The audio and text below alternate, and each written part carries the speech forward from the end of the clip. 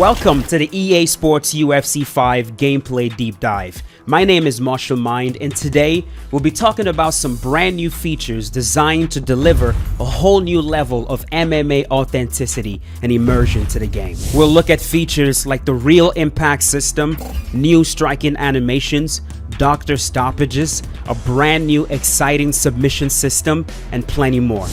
And with that, let's get into it. The first thing I want to talk about today is the real impact system, which is essentially a catchphrase for the conglomeration of health events, facial injuries, full body hit reactions, overall authentic damage, and the impact they have on a fight.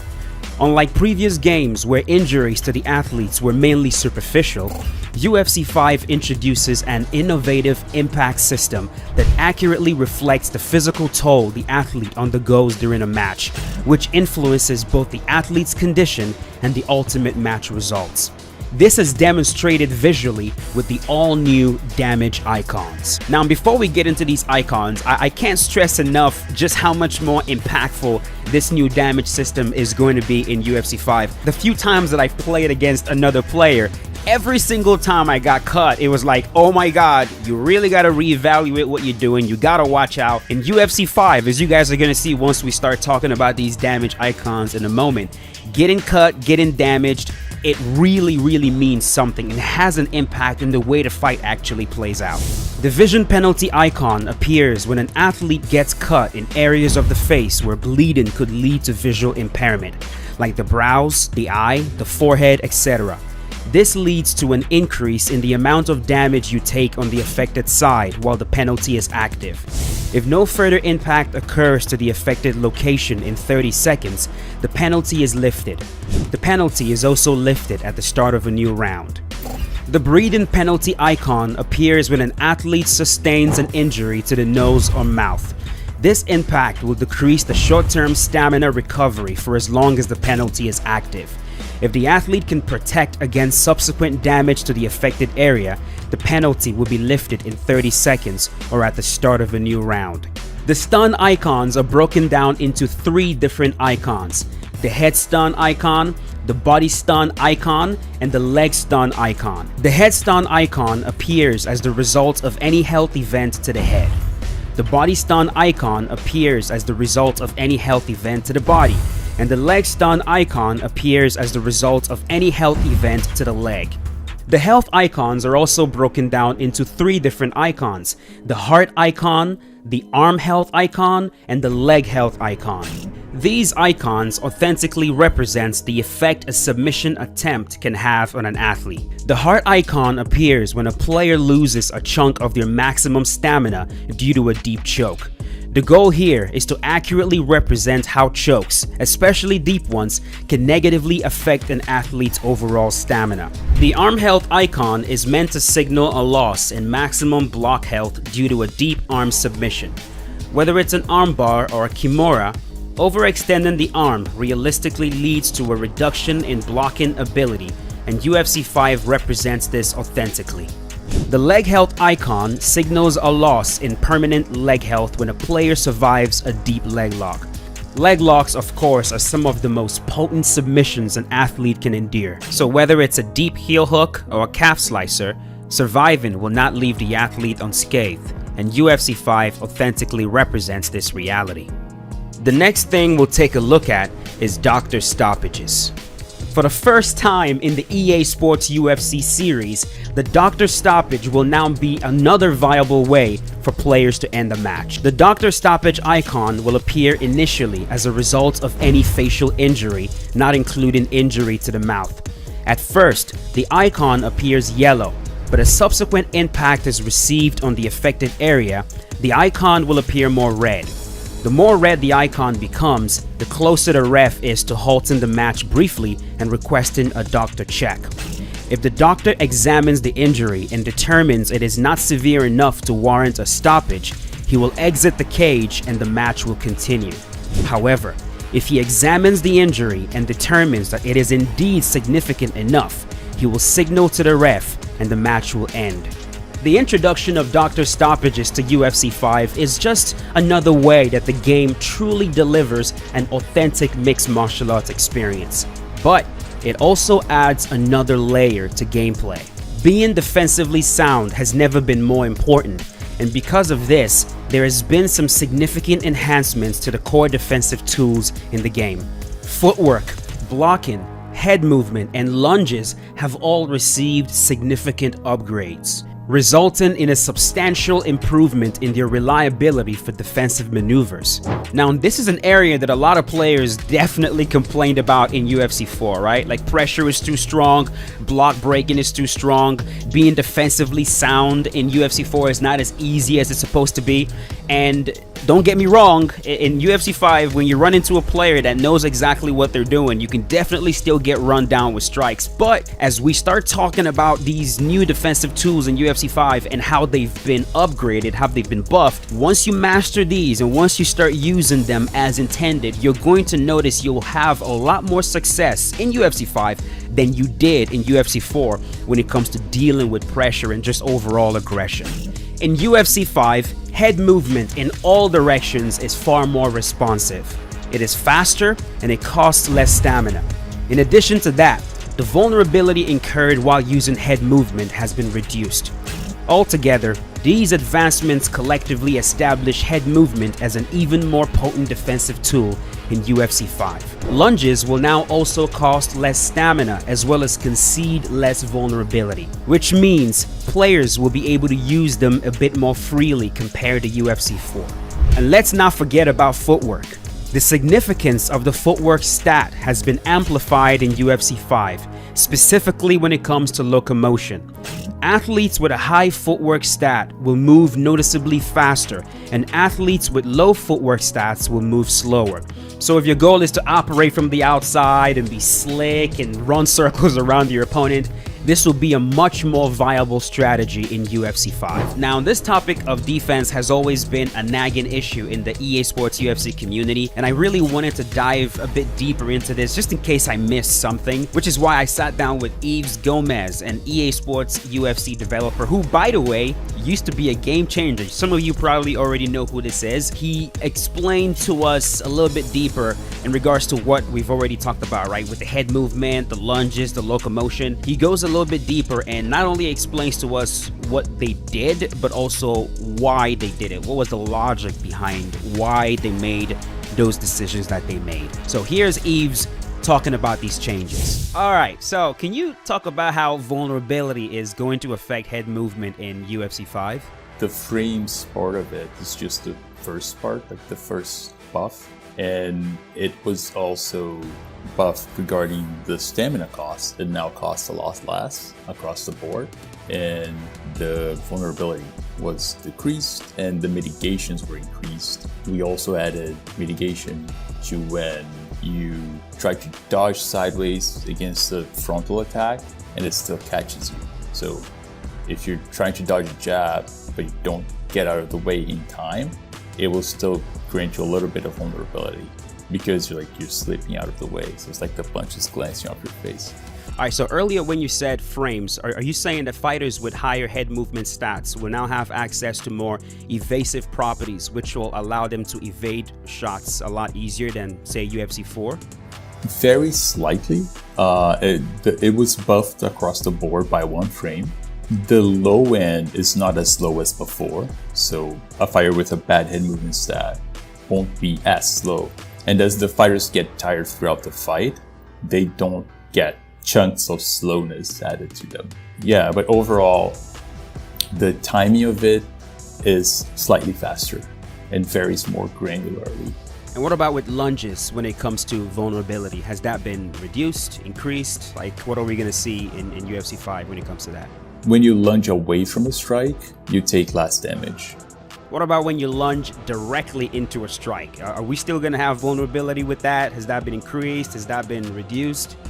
That gives you vulnerability, which has been decreased. Yeah, it was a bit much. Yeah, it was like maybe the most common way of getting like a flash KO. You can see it a lot. And in terms of the footwork stat, right? Like showing the changes between the fighters that are faster and fighters that are a bit slower. Like we're definitely getting a bigger difference between those two fighters in UFC 5, right? Yeah, in comparison to UFC 4, yeah, there's a bigger contrast now. More precisely, the high end stays the same. So someone with maxed out footwork stat will remain just as fast. The change is that someone on the low end of it will be slower. Defense is not the only important aspect of a match though, and in UFC 5, going on the offense has never felt better. UFC 5 introduces brand new animations for punches, kicks, elbows, and knees. To talk about a few, the new leg kick animation is beautiful and the knees are so realistic and powerful looking. The new pivot left hook animation will come in handy when dealing with pressure, and the new front kick to the body animation is snappy and beautiful. But that's not all. With the power of next generation graphics, visual cues, as well as hit reactions showing just how impactful strikes are, have all been amplified.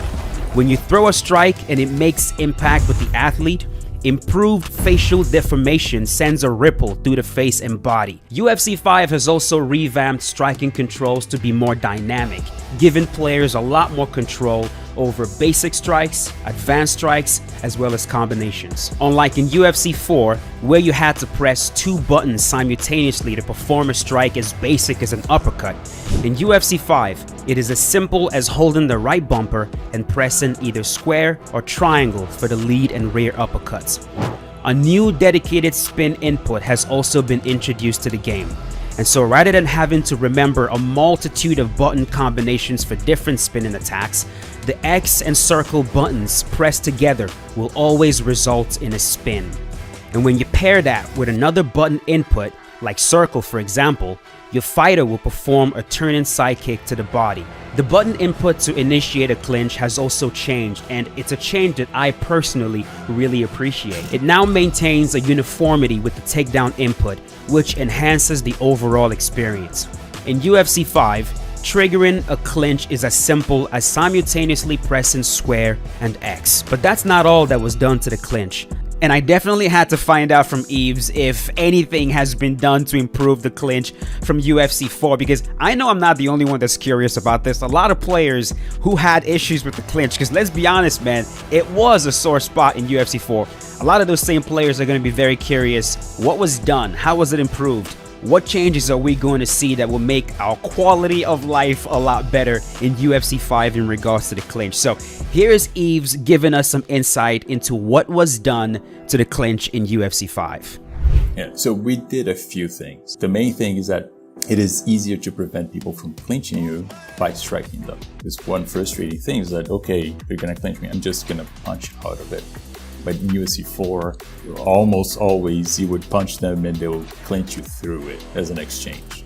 Exchanges into the clinch can still happen, but if you're punching someone with a straight attack, we figured out it would make sense that that should be the thing that would kind of push their face away and not let them clinch you. So any jab with straight will nullify a clinch attempt. Now, furthermore, any retreating attack, like any sort of retreating attack, makes the clinch not stick to you. You're moving away, right? So they can't clinch you if you're using a retreat attack. And we made more subtle changes to the flow of when you're striking someone as you're trying to escape the clinch. For a specific window, they can't block when they're actually exiting, right? That is still possible, but it is harder to do now, and it is especially harder from the cage single under position. But the defensive striking the clinch is generally more powerful than it seems. The truth is that if people clinch you through your strike, you actually have the upper hand. If you continue to strike, it will take them out of what they're trying to do. Like it will interrupt the knee that they try to throw you and stuff like that. Now let's delve into what I consider to be the most exhilarating transformation in EA Sports UFC 5. The seamless submission mechanics. For the first time in EA Sports UFC history, submissions are now performed without relying on a minigame. In earlier iterations like UFC 4, triggering a submission, be it a joint lock or a chokehold, necessitated engaging in a minigame to secure or counter the move. This element was somewhat detached from the core grappling system. However, in UFC 5, this dynamic has been seamlessly integrated, making a groundbreaking evolution. Allow me to explain. Upon initiating a submission in UFC 5, for example, a guillotine, you'll have two choices. You can choose to force your opponent to submit by crossing both feet behind their back and squeezing, leading to a tap, or you can choose to advance to the mount, a more advantageous position. And although you gave up the submission, you secured another favorable position. As the attacker, the direction of your inputs will always remain the same regardless of the submission. Up to submit, and down to advance to another dominant position. As the player who's defending, the directions of your input will also always remain the same regardless of the submission. Left to escape, and also right to escape. Now, I understand the potential worry that this new submission system could oversimplify submission and make them too easy. Well, rest assured, the team accounted for this concern because in tandem with the regular HUD displaying head, body, and leg health, an additional gauge now shows your submission health. Depending on the strength of the submission, your athlete's submission defense stats, as well as your current stamina level, it might require as many as 3 submission attempts to completely deplete your submission health. And when that happens, the submission is instantaneous. It is important to note that despite this protective measure, one-shot submissions remain plausible in UFC 5. These occurrences are exceptional and typically happens when a player has severely mismanaged their stamina, granting the attacker a substantial stamina advantage upon initiating the submission. When it comes to submissions in UFC 5, stamina is king, so make sure to manage yours. Contextual submissions have also been expanded in UFC 5. If you find yourself in side control and you try to escape to half guard by framing and bridging up, be careful because your opponent could very well counter that with an arm triangle. If you find yourself entangled in a rubber guard and you try to recover the full guard, also be careful because you could find yourself fighting off an arm bar. UFC 5 introduces a multitude of contextual submissions that, once mastered, imbue the ground game with a heightened sense of authenticity. Adding to the authenticity of the ground game, the ground and pound system has also been revamped. All new ground and pound animations, from straight punches to hooks, including high impact elbows to the head and body, accurately captures the visceral reality of ground and pound. And unlike past iterations of the game, when you stop the opponent on the ground, the reaction they give you is believable. So we've talked about the brand new submission system, we've talked about contextual submissions, we've talked about the brand new ground and pound, but I'm sure a lot of people still have questions in regards to the core ground game, right? Like, how is it different from UFC 4? What else was done to it in UFC 5? And once again, I sat down with Yves Gomez, and he's going to talk about some changes that might not be immediately noticeable, but they'll still have a major impact in the way the game actually plays on the ground. If you have pretty much a whole round on the ground, your stamina, like your permanent stamina consumption, should be similar to if you have a whole round striking. The ground won't be like a refuge of almost no stamina cost anymore. With the new submission systems, seamless submissions, we added a lot of depth, but we didn't want it to be intimidating for new players or players who are starting to grapple. You can play grapple assist within submissions. It all flows, like for a casual player, like it's pick up and play.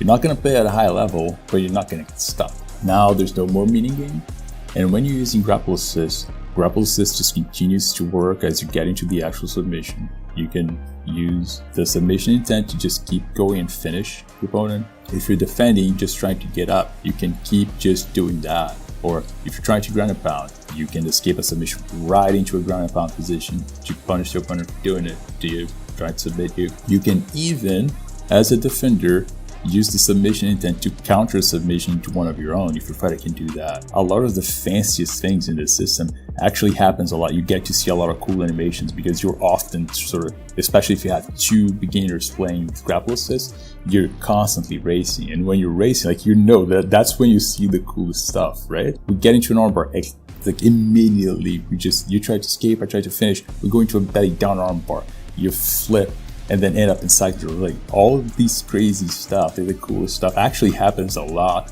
when you're playing as a beginner. In your own pace, you can start to explore depths and changing controls and so on and so forth. And there are more changes to the ground.